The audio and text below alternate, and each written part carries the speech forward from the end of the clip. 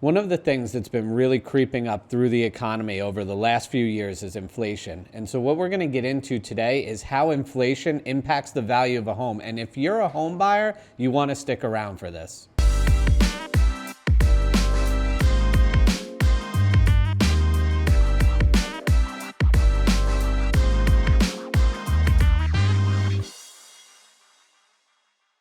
First impact that you're going to see in an inflationary environment is home prices creeping up, right? And they're becoming more and more expensive. It's going to be more difficult for people to get into a home.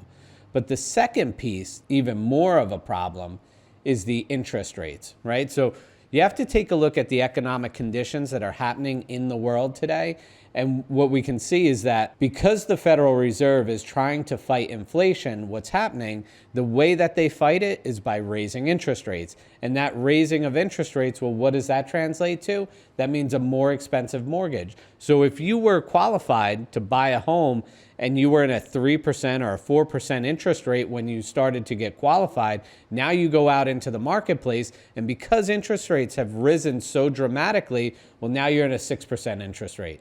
And you know what that means? Those houses you were just looking at that you were qualified for, you no longer qualify for, because the cost of that interest rate hike, each and every time that interest rate goes up, that gives less and less buying power. So the size of the home that you can buy, or the dollar amount that you can buy, is going to be shrunk because your mortgage payment can't be over a certain amount. So just to rewind that, right, the fact is that if the mortgage interest rate goes up, the amount of home you can purchase is less. And that becomes a problem. That really has taken a lot of people out of different markets and out of different buyer pools. But there are some advantages when you get into a home and having an inflationary environment. One of the distinct advantages is if you get a 30-year mortgage, this is 30 years of time that you have to pay off the bank. And yes, you will be paying interest over that 30-year period. But if you're in an inflationary environment, what happens is you begin to pay the bank back with inflated dollars. Because one of the things that can happen during an inflationary period is there can be improvements in the economy. Typically, wages will lag, but wages should start to go up. So now you're making more money. So what can happen during this inflationary environment is that wages can go up. Usually they lag behind interest rates and all of that sort of thing. But as this starts to work itself through the economy, we'll see wages rising. If you got into a 30-year mortgage today and you're paying, let's say, $2,000 a month or $3,000 a month, right now that might be 30% of your income. But if your income starts to rise because of the inflationary pressures that are happening, that $2,000 or $3,000 a month, that at some point might be 15% of your income or 10% of your income because of those pressures. So having that longer term mortgage, what's nice is you get to pay the bank back with inflated dollars. This is why I believe that the banks are always pushing that 15-year mortgage, right? They're going to show you how great it is to pay that thing off sooner and how you're going to pay less in interest. But the banks really only advertise the things that are in their favor, not that are in your favor. When it comes down to it, the impact of inflation on the cost of buying a home is going to be determined by a lot of economic factors. And there's a lot that you really have to consider.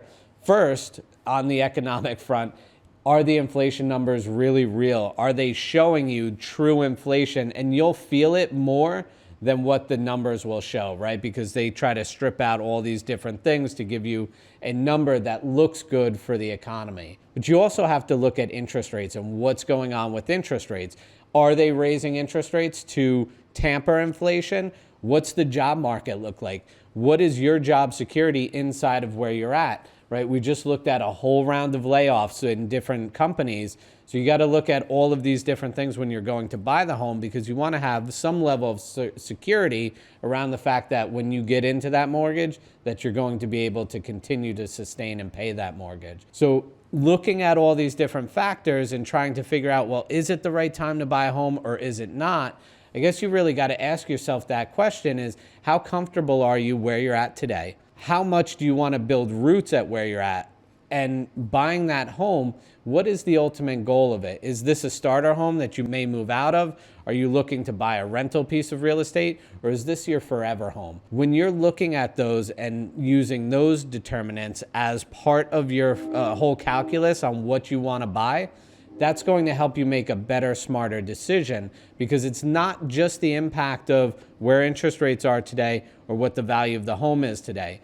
Warren Buffett once said that when he buys a farm, he's not looking at the value of that farm every day. And what I saw happen in 2008 when real estate values collapsed is people were looking at the value of the real estate every day. And when you're buying a property, you want to take a long-term view on that and not worry about what the property value so much is today, but what is the value that you're extracting from that property? Is it giving you everything that you want? So if you found value in this video, go ahead and give it a like, hit that subscribe button, and we'll see you on the next video.